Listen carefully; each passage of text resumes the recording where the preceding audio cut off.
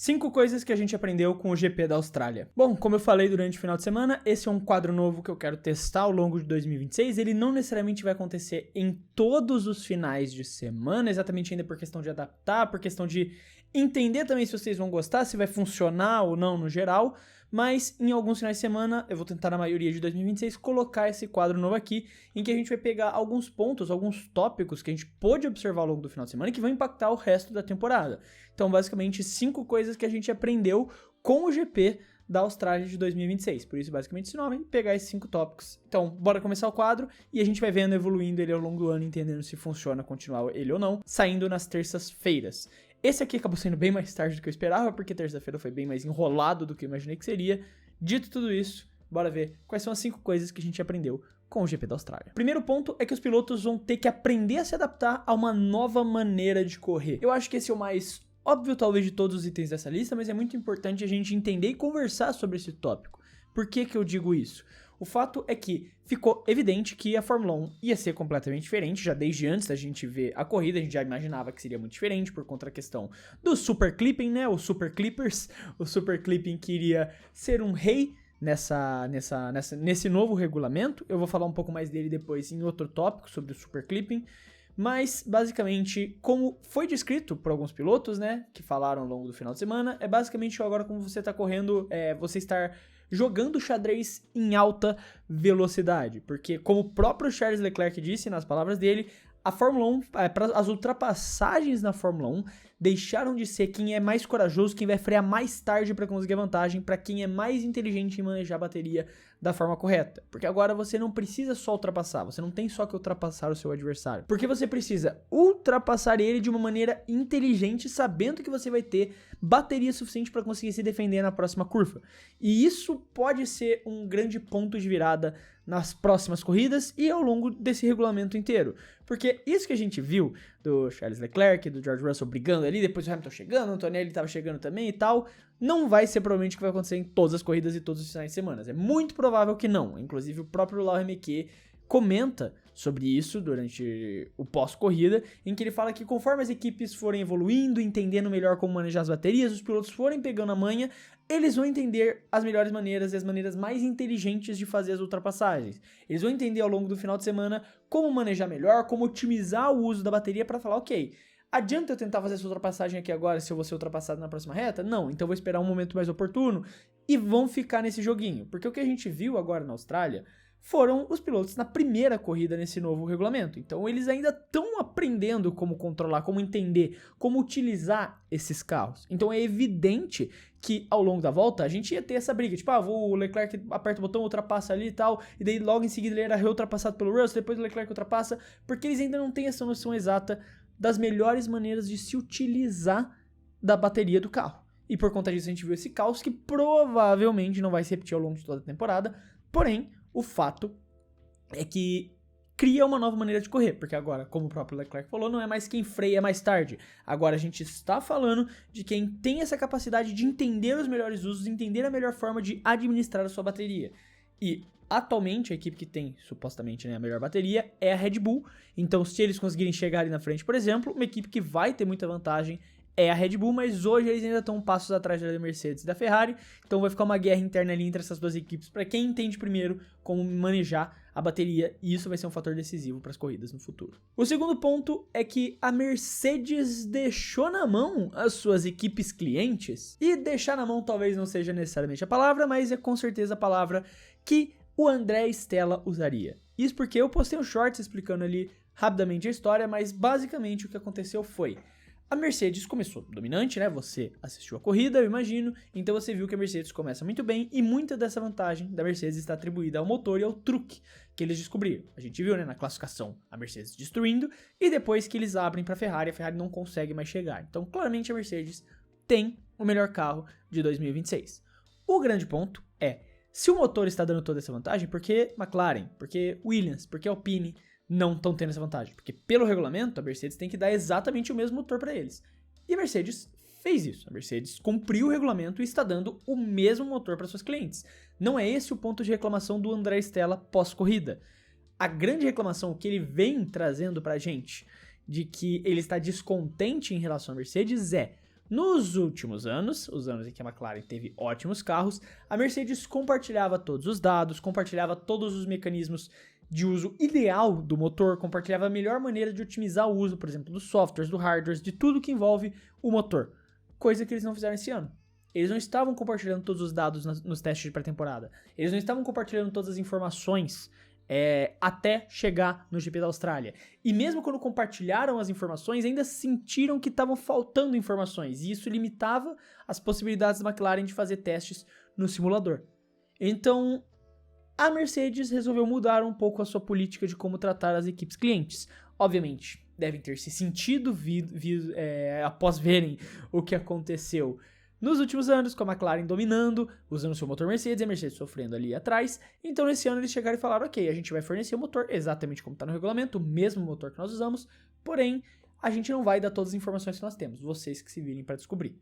Tem gente que é a favor, tem gente que acha que é sacanagem, aí não cabe a nós julgar. Eu acho que a Mercedes está no seu direito. É sacanagem, mas a Mercedes está no seu direito, não estão quebrando nenhuma regra, estão no seu direito. Eles estão cumprindo um contrato, o acordo é que eles entreguem o mesmo motor e eles estão fazendo isso.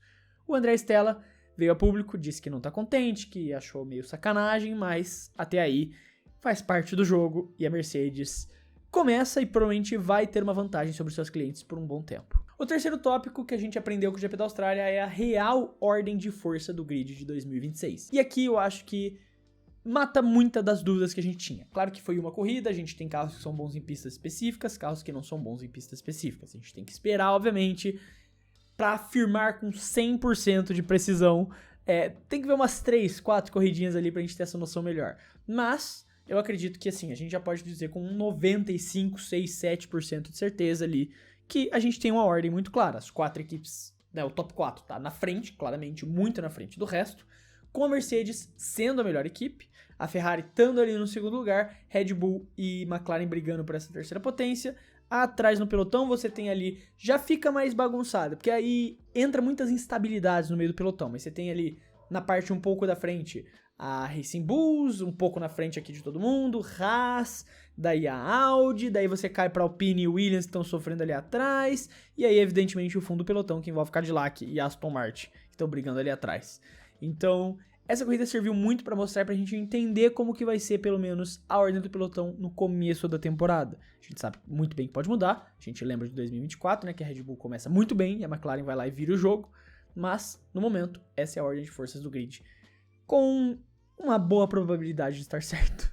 O quarto ponto que a gente aprendeu é que a falta de confiabilidade é, novamente, um fator na Fórmula 1. Algo que, de certa forma, a gente reclamava, não reclamava, eu acho que reclamar é uma palavra muito forte, mas é algo que a gente sentia falta. Era essa questão da falta de confiabilidade. Claro que, assim, querendo ou não, você quer que os carros estejam em condições ideais e que os pilotos estejam sempre podendo disputar. Mas a emoção de uma quebra no meio da corrida, por X motivo que seja, era algo que não acontecia na Fórmula 1 há muito tempo. Nos últimos anos a gente teve os carros hiper mega confiáveis, sabe? Sim, que raramente interferiam numa disputa, numa briga de título ou qualquer coisa assim. A gente teve, claro, o próprio motor do Lando Norris abrindo bico no GP do Holanda no passado, mas foi isso. O resto era desclassificação por própria culpa da McLaren, da equipe. Não foi algo, sim, falta de confiabilidade que, chamou a atenção ali pra gente.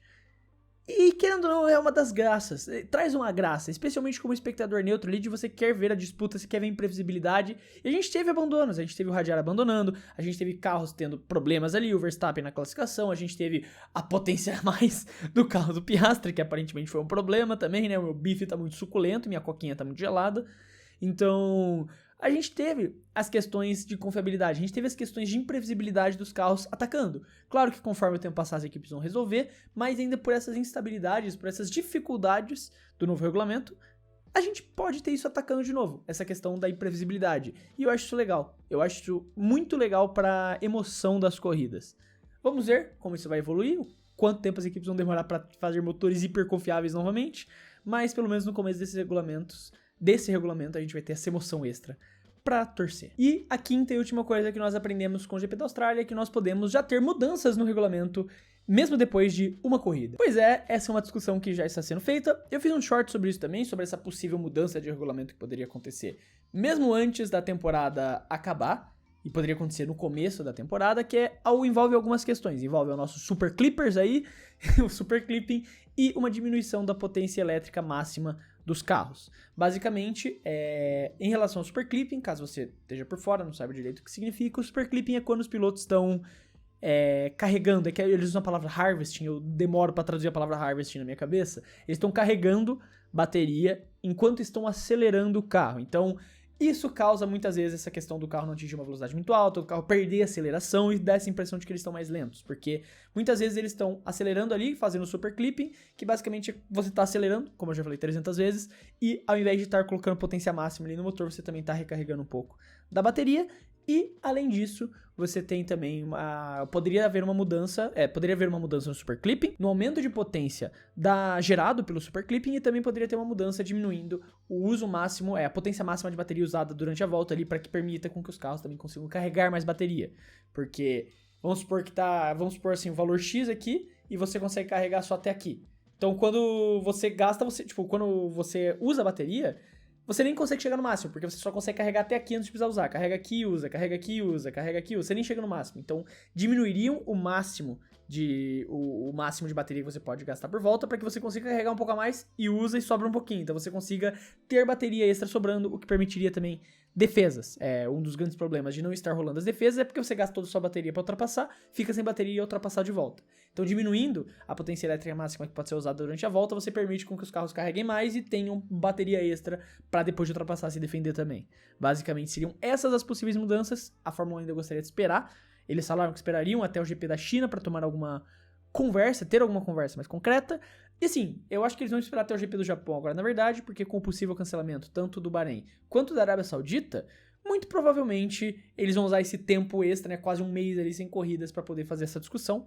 Porque, né, depois do GP do Japão, eles vão ter tempo para discutir, conversar com as equipes, até, de fato, a próxima corrida, que vai demorar bastante com os possíveis cancelamentos de Bahrein e Arábia Saudita, mas tá aí, a gente pode já ter uma mudança no regulamento nessa temporada. Mas aí tá, 5 coisas que a gente aprendeu depois do GP da Austrália de 2026. Tá aí o quadro novo, ele vai ser um pouquinho mais curto, a ideia é só fazer esse review geral e pegar 5 tópicos que a gente aprende com o final de semana e que podem se desenrolar ao longo do resto da temporada. Quero saber sua opinião, se você gostou, se você acha ideal, vamos testando ao longo do ano pra ver se vira ou não um quadro fixo. Gosto da ideia, mas tem que ver também se vocês gostam, e daí gostando a gente arranja um jeito de encaixar na programação. No mais, eu quero deixar um abraço pra você que ficou até aqui, e até o próximo vídeo.